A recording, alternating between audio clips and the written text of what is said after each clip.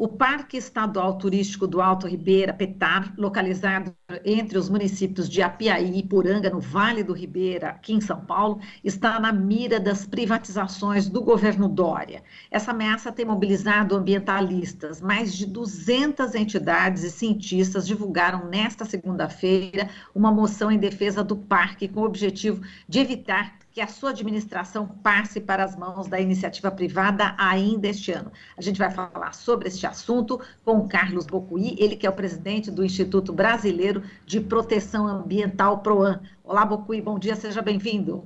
Bom dia, como vai, Marilu?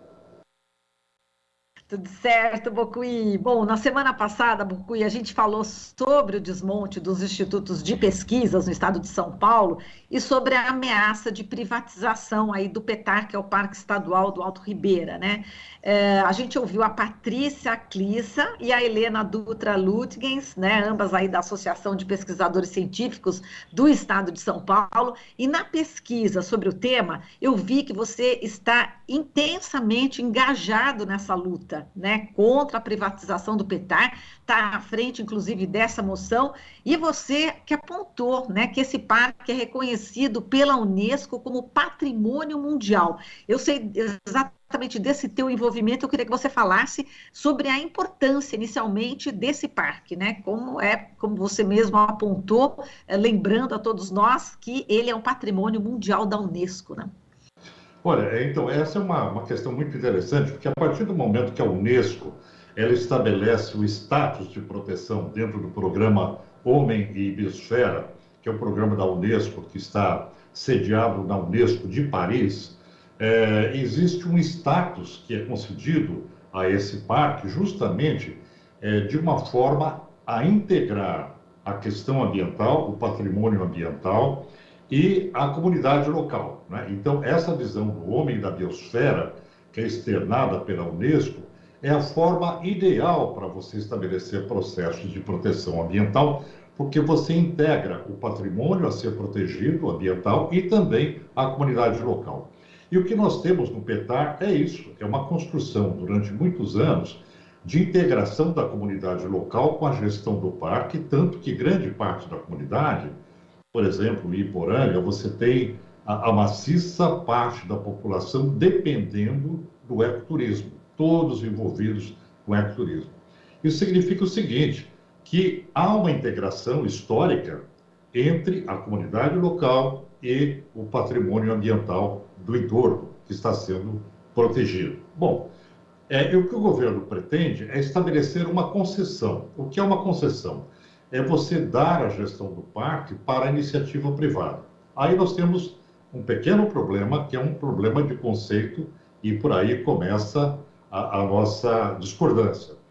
Quando você tem que gerir um bem público e você entrega esse bem público à iniciativa privada, a iniciativa privada, ela trabalha para gerar lucro, está no estatuto de uma instituição econômica, que ela deve gerar lucro, distribuir dividendo para os seus acionistas, isso tudo é legal, né?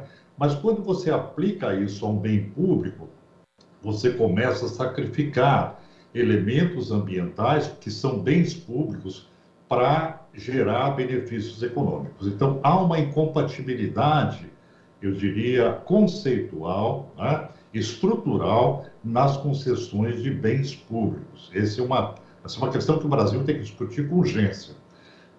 Agora, como você tem um processo do PETAR que historicamente se construiu na gestão de um bem público com envolvimento da comunidade local, quando o governo transforma isso em uma concessão, ele destrói essa construção social de dezenas de anos, né?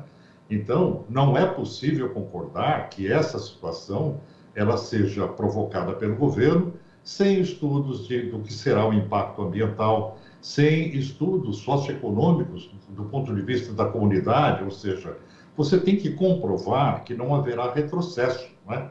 Então, dizer que vai gerar mais economia na região com um processo de concessão pode ser uma grande falácia, porque, na verdade, você gera maior lucratividade que vai embora para os bolsos do empreendedor, né? E não para a comunidade. Então, o que nós temos aí além da questão eu diria, de sintonia com o programa da reserva da biosfera, nós temos também uma atitude temerária do governo que, sem uma consulta pública ampla da comunidade local, pretende fazer uma alteração estrutural. E por isso a importância dessa moção, né, Bocuí, para justamente divulgar essa questão, ampliar o debate na sociedade. Não se pode fazer uma privatização dessas, né, sem ouvir a sociedade, né, Bocuí? Ok, o governador Dória ele foi eleito, mas não pode tudo não, né? A gente precisa fiscalizá-lo, não é isso, Bocuí? Na verdade, os governadores são governadores de plantão, né? Você tem pessoas que estão aí incumbidas de cumprir a lei, de fazer a gestão dentro da lei, dentro daquilo que já é estabelecido pela sociedade. Ninguém inventa a roda quando chega no poder, né? E aí tem um elemento que é a discricionariedade, é quanto que é o poder da pessoa de plantão, no sentido de que ela tenha limites, não é?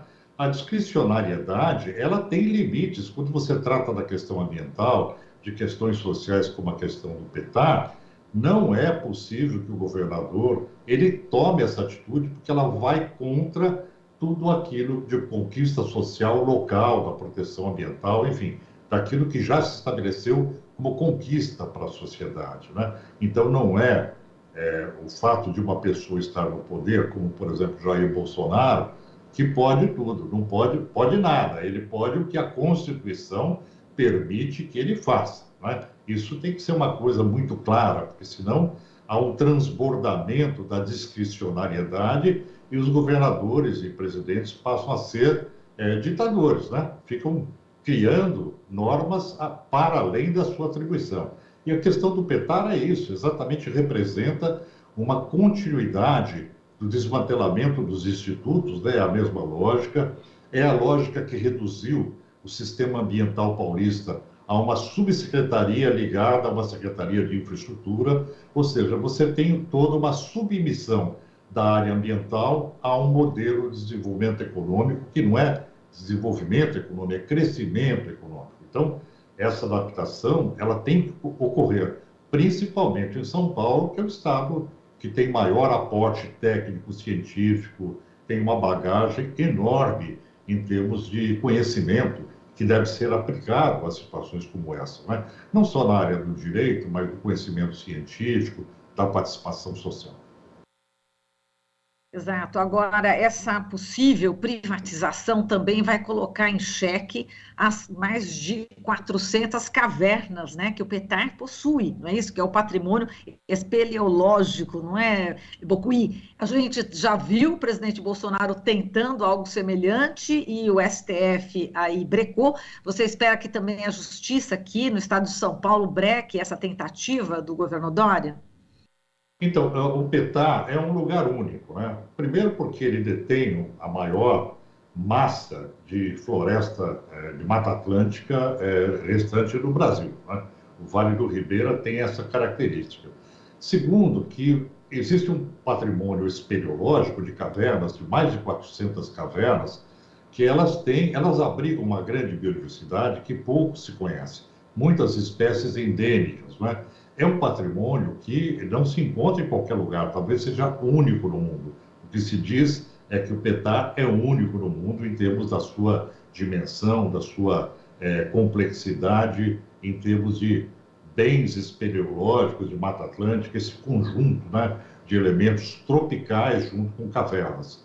E então, o que se pretende com essa moção é justamente demonstrar que a sociedade civil, os movimentos ambientais, que os especialistas, que os cientistas, que pessoas especializadas em direito ambiental são contrárias e tem ali um arrazoado com relação àquilo que o governo está ferindo nesse processo, né? O que ele está atropelando de legislação e também está atropelando de conquistas sociais que foram construídas há muito tempo, né?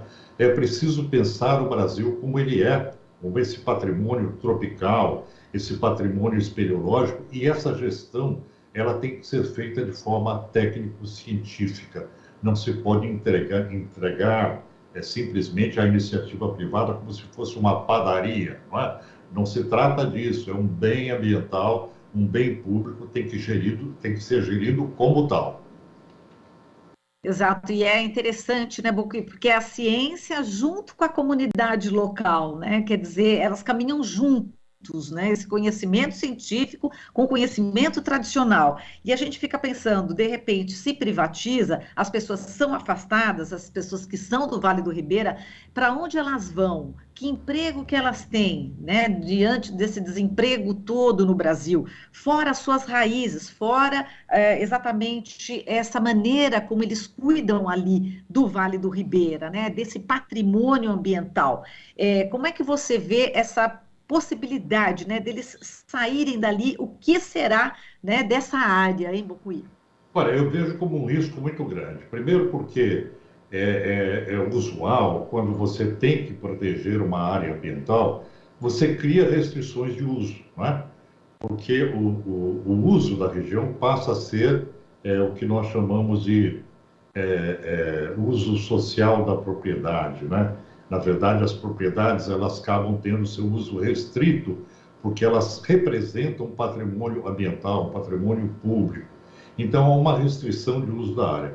A partir do momento que você tem essa restrição, isso aconteceu no Vale do Ribeira, o que se deve abrir para a sociedade é justamente a possibilidade de explorar o trabalho, de ter ali o seu meio de subsistência ligado às restrições ambientais impostas. Por isso que a participação da sociedade no processo de ecoturismo é ideal, porque você tem a comunidade envolvida na proteção da área, a comunidade que conhece o local, que tem saberes tradicionais. Então, é muito mais agradável quando você vai a um site ecológico, turístico, e você tem um guia da região, que ele conhece o local, então ele vai poder proporcionar àquele que visita não só a vista e a participação dos bens ambientais que estão sendo vistos, mas também ele vai compartilhar do seu conhecimento do local, do folclore, né? De todo um conhecimento tradicional que é importante, também é um patrimônio.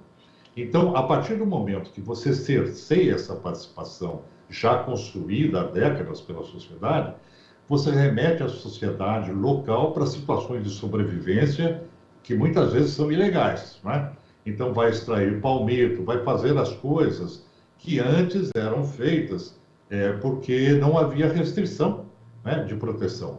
Então, o que eu temo é justamente que essa situação ela venha provocar para os que permanecem na região, são obrigados a permanecer porque não tem outra alternativa, apelar para outros meios de sobrevivência. As pessoas precisam sobreviver, né?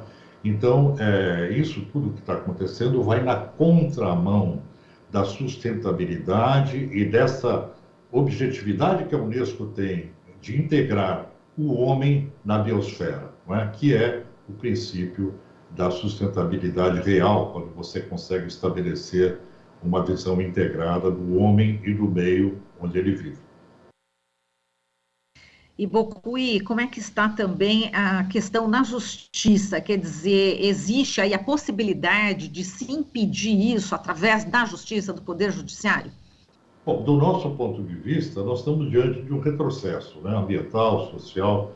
Então, eu acredito que sim, nós temos toda a possibilidade. Inclusive, tivemos uma reunião com o Ministério Público, onde se sinalizou a abertura de um inquérito civil para avaliação. Agora, estrategicamente, é claro que as coisas vão funcionar muito mais do ponto de vista jurídico a hora que você tiver um edital, né?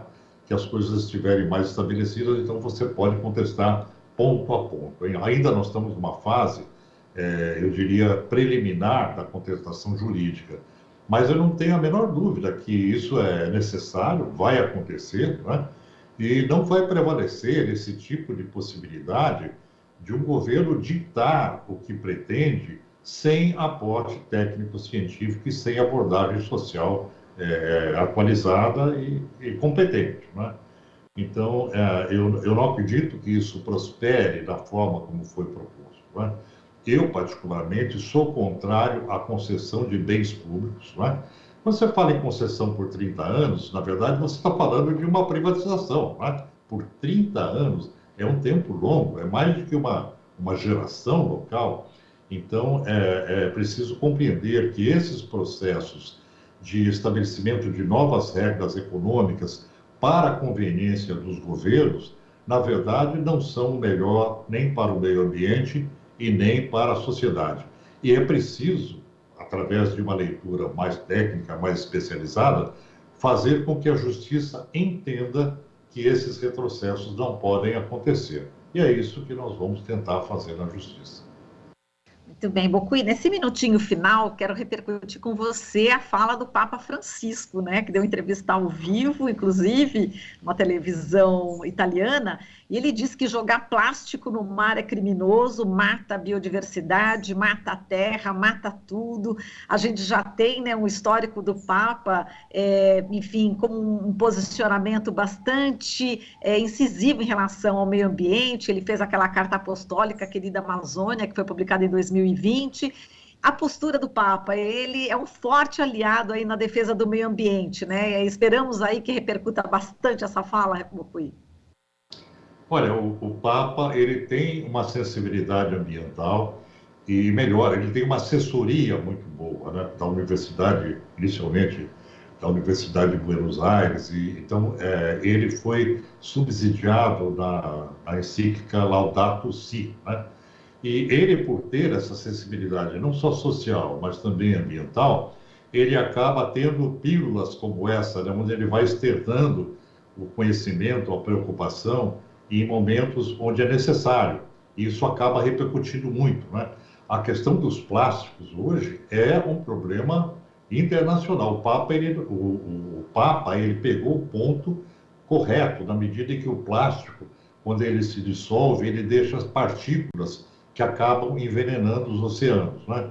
Então, o uso do plástico pela humanidade, ele tem que ser solucionado para outros elementos biodegradáveis que não sejam agressivos. E, infelizmente, nós temos um Papa com essa percepção ambiental e social, né? Isso é muito bom.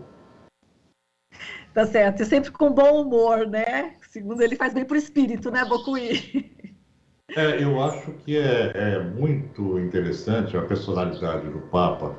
E aí a gente vê o quão é importante que as lideranças espirituais, que as lideranças políticas, elas tenham essa capacidade de ensinar a sociedade, né? De dizer para a sociedade aquilo que é necessário. E, por outro lado, nós temos um presidente como Jair Bolsonaro que não tem sensibilidade para a questão ambiental, não tem conhecimento, se cerca das piores influências, né? Então, essa comparação entre o que é o Papa Francisco e o que é o presidente do Brasil é muito interessante para a gente perceber que nós devemos escolher os nossos líderes de acordo com a modernidade, com aquilo que a humanidade necessita e anseia, não é? Chega de retrocesso para o Brasil, né? Chega de retrocesso para São Paulo também. Tá certo, Bocuí, muito obrigada aqui pela sua participação, forte abraço e até a próxima. Eu que agradeço, Marilu, um bom trabalho. Até mais. Obrigada, querido. A gente fala aqui com o Carlos Bocuí, ele que é presidente do Instituto Brasileiro de Proteção Ambiental, o PROAM. Você está ouvindo Jornal Brasil Atual. As notícias que os outros não dão.